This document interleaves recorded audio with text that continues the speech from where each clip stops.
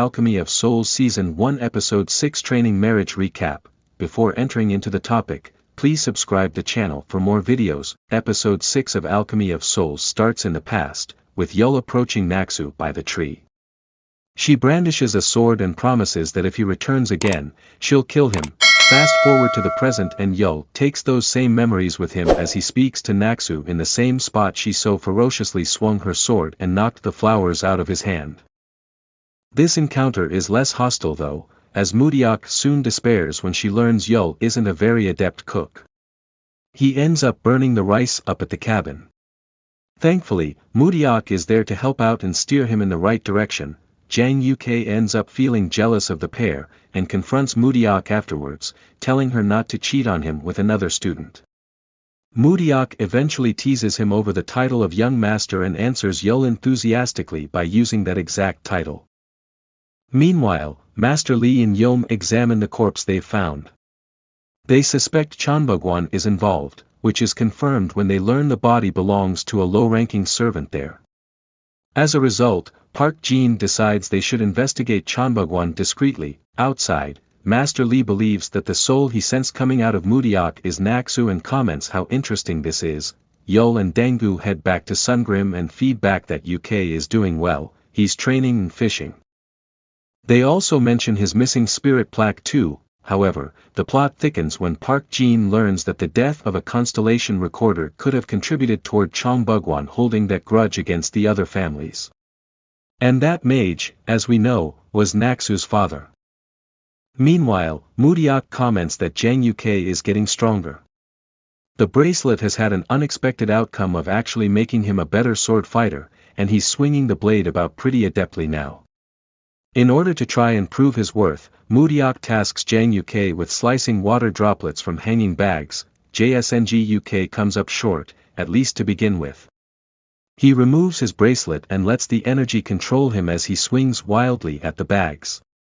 It still doesn't work. Mudiak patiently watches over her student. While Master Li observes from time to time, commenting how there's no way he'll master this, given that's only possible between student and teacher, not from a maid. Li warns Mudiak that his next move could lead to death if he's not careful and fails to control his energy. Specifically, he mentions how his arm could burst, which is confirmed if the raw redness is anything to go by. At dinner, Master Li feeds back the current rumors going around at the palace. It turns out Choyun is due to get married to Jang Uk. Despite that initially being called off, it's actually still going ahead after all. Choyun is excited for it, although Dangu is quick to temper her expectations. Despite the warning, he does agrees to help her out with her errands. Meanwhile, Mudiak warns Jang Uk that if he gets married they can no longer stay at the cabin. Mudiak also doesn't have plans to stay by his side as a maid either should that transpire. Still, they head back to the mainland all the same, given Jang Uk has a duty to return and see his family regarding this marriage. Mudiak is confronted by the mage of Chanbugwan, who snatch her up, ignoring the crown prince's sachet and taking her to the crown prince. He's not particularly happy about seeing filthy Mudiak right now, especially as those mages dressed her up in silk just prior to their meeting. The crown prince soon gets down to brass tacks. He tells Mudiak he has no intentions of starting a rivalry with Sungrim. It's a good thing that UK isn't here, but his absence would also make him a laughing stock, damaging his pride and family lineage as a result. The prince urges Mudiak to dissuade him from dueling, otherwise UK could get killed. Meanwhile, UK heads back to see Kim, who queries why he doesn't want to get married.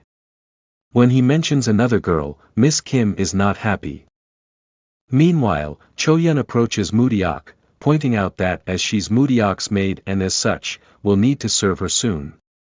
This is something born out of jealousy following an earlier chat where she senses there's a close connection between her and Jang Uk.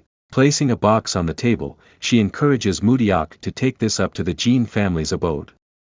This is actually all a ruse, given there's a broken Inyang jade inside, something Choyun intends to get Mudiak in trouble for. Mudiak is led up to the house, where she steps inside and immediately feels a wave of energy, which causes her to stumble slightly.